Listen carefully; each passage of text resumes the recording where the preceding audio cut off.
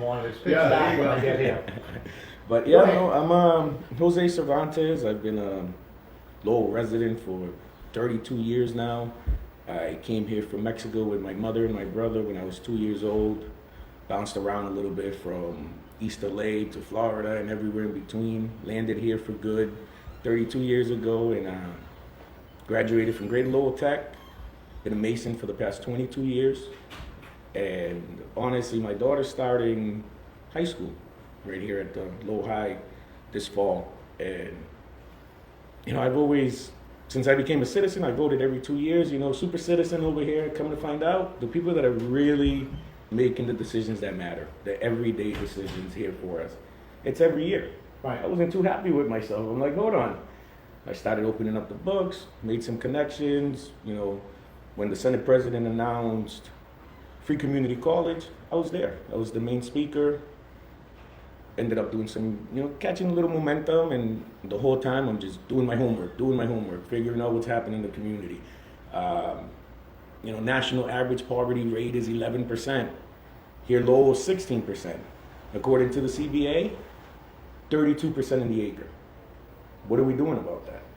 You know, so as much as this is about me getting into City Hall and being a voice for my community, being an advocate, not just for the acre, but all of Lowell, it's about trying to fix some of the lowest voter turnout, according to Richard Howe, since the Civil War era. I mean, right now, when we're not being involved, if we're not voting, how much community engagement is there? So what am I doing? Be the change you want to be. I'm out there, whether it's volunteering with the litter crew, whether it's going to certain events. I mean, they had a protest last night at City Hall. I was there. You know, just because you can't say you're for the community if you're only for certain parts of the community. Whether you agree with them or not, that doesn't matter. Anybody that lives here, you gotta be, especially if you're going for a position like city council, you have to represent everybody. You know, whether you're here documented, undocumented, whether you're Hispanic, whether you're Asian, whether your sexual preference, it doesn't matter. If you're, obviously I'm running for the acre, but it's not just about the acre, it's about Lowell in general. Well, that's a good point because if you get elected, you represent the acre. Right now it's called RATM. But on Tuesday nights, you vote on issues that affect the entire city. Yes, sir. So you're right. It's Yeah, no, absolutely. And that's what and honestly, right now, I feel that we are, and it's not just me, because I don't like it when quote unquote politicians run around and they're, you know, I feel, you're on the floor voting for your community. I'm sorry, but who cares how you feel? Talk about your community and then you can tell us how you feel. But your community comes first, you know, and I feel that right now for a 32% poverty rating, a community that I see just being pushed out, we need a louder voice. We need a stronger voice. You know, people tell me, what are you going to do for us? I say, what do you want me to do? Promise, make you empty promises? Lie to you? If it was up to me, I'd save I'd fix world hunger tomorrow. But I can't make you that promise. The only thing I can promise, I'm going to speak up for you. I'm going to advocate for you. You know, one of the interesting things is, well, Joe and I grew up in Back Central. Back in the 70s and 80s, a lot of people would move in, a lot of Spanish would come in, especially Columbia. We had the same equipment in Joan Fabrics, I think, a lot of the same machines. So they could step right in. I was a mailman. Talking to some of the Spanish residents, why are you leaving? They never felt welcomed. Mm. That's what I was told. We just don't feel welcome. They go to Lawrence. And Lawrence is, if you haven't driven through downtown Lawrence recently, take a ride, it's really nice. Tuesday But, night, it was packed downtown. It was crazy. Senator Payano invited me to one of his fundraisers down there. So, Oh, Payano? yes, Yeah. sir. Oh, sure. Good guy. Me and Francisco Maldonado, I called him out. I'm like, what are you doing? I got an invite. It's a senator. Let's go meet some people. And I could not believe how clean that downtown was. You didn't see one single person asking you for, I mean, it was amazing. It was packed on a Wednesday night. Every single place was music blasting, filled to the brim. I mean, it was, I couldn't believe it. Even Their mills are closer to downtown than ours are really. They're on both sides of the canal. And when they put the money in, sale, invest it, they did a lot of the canals over one of our local listeners, Joe, I know is, they have a shop down there, a vintage shop. But when you go down Route 28 towards Methuen, it's like, well, it reminds me of 38 and Tewksbury, it's all strip malls. Small buildings, Oh, yeah, I know we just were. like you saw in Lowell Central Street, but strip malls. Very successful businesses, and to me, that was, when you talk to many of the people from the Spanish, they want to own their own business. They don't, jobs, to them, ownership of a home and business, they want to control their own destiny. Yes, sir. They want to control their own means of production. If they're gonna work 40 hours a week and then some, they want it to be for themselves. No, absolutely. Before we go, I just want to, I read that text earlier, happy Flag Day, happy 250th birthday to the Army. My dad was in the Army, World War II. Happy 90th birthday, Coach. I just drove down, it's Coach Bossy, I forgot. It's Coach Bossy's 90th birthday today, the wrestling coach over at Lowell High School. Yes, He's sir. still the wrestling coach. God bless him. Yeah, it's the coach's birthday today, and who was telling me? Bonnie Lewis, Craig Lewis. He does the newsletter for the wrestling. He told me a couple of weeks ago, Coach Bossy's 90th birthday. So I just want to finish the No, text. absolutely. He's a legend here in the city. Yes, sir. And your daughter's going to Lowell High. She'll get to meet him. He looks like he's about 30. Yeah, he does. He shakes your hand like it too. Loves to fish. He used to love to do stripers down the beach. Go ahead, Jose, and thanks for letting us. No, of course.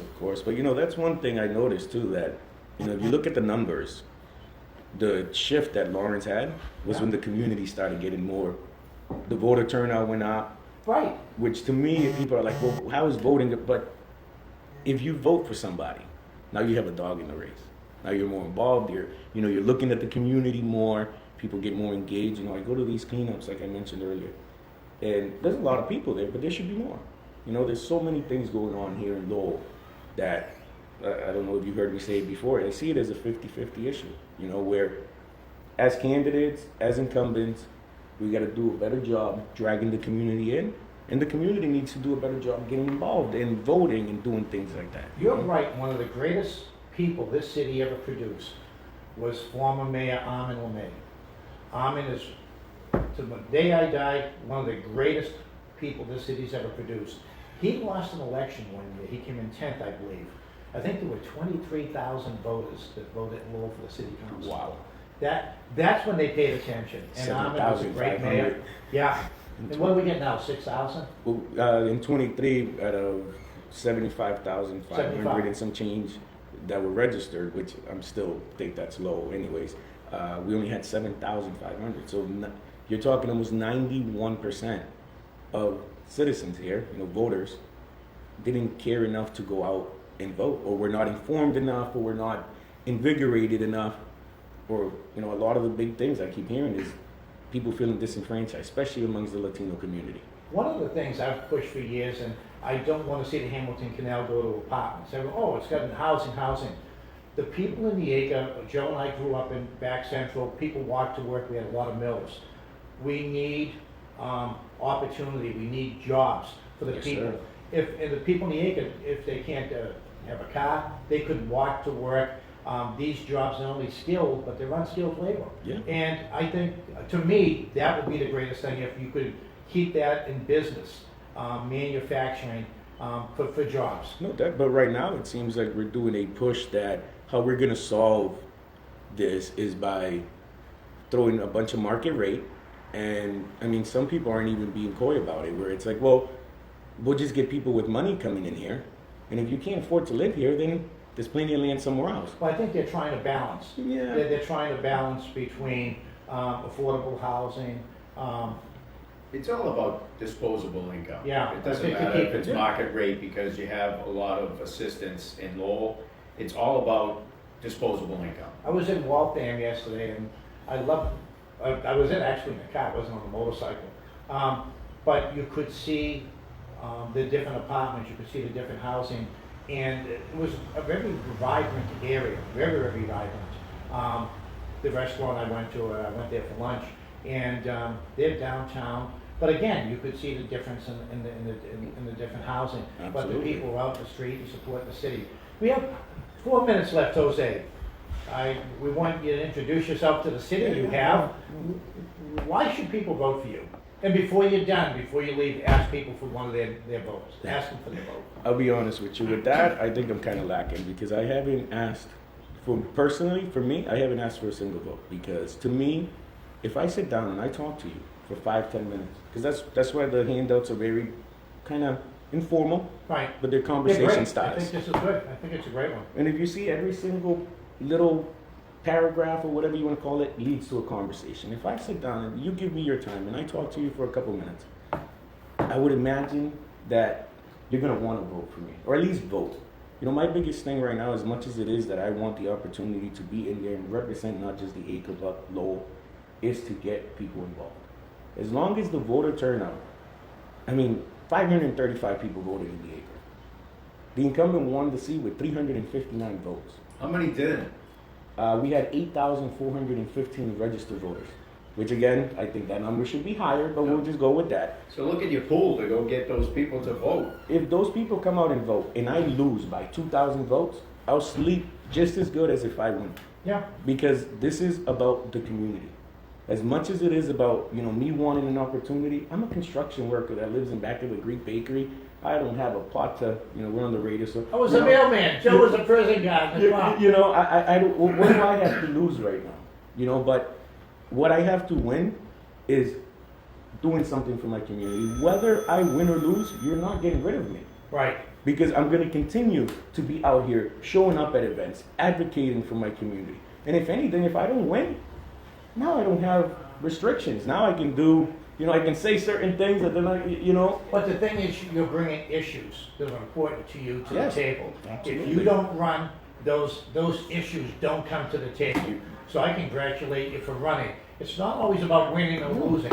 It's about bringing a message to the table. And that's what it is, and that's one thing I want. I of course, I'm not doing this for my health. I want to get into City Hall and have a voice, but I want to make sure that, they say, what is it, a wise man plants a tree knowing that he'll never sit under the shade. That's what I want to do right now. That's why I said, not getting rid of me.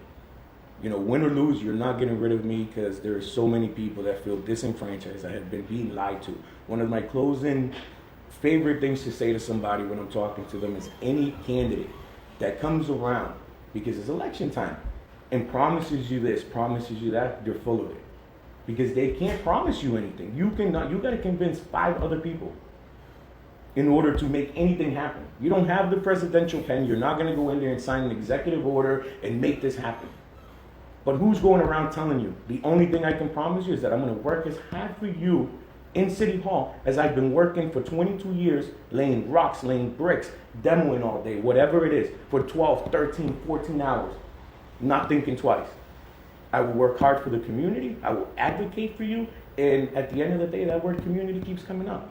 Because, yes, sir. You got 1 more minute. Go. Yeah, Tell us who you are and how we get in touch with you, Absolutely. other than this nice little pamphlet you gave me. So you can go to my Facebook, Jose Cervantes. Honestly, that's the best way because it was my personal account. I didn't really use it, so now it's become a community account where any events going on, anything like that, whether I'm going or not, I'm sharing on there. Just get more involved. If you don't like the politic aspect of it, get more involved in the community. We have a bunch of awesome people out here doing great work, but they can't get people in there. We have events constantly. We have, again, diaper drive today. Grab a packet of diapers. Come over and let's have a conversation. Let's go. We gotta stop depending on, conservatives want less government, progressive wants less government. I want more community involvement. Always a positive message, Jose. Thanks for joining us. We're going to be back. I want to thank Jose for coming in.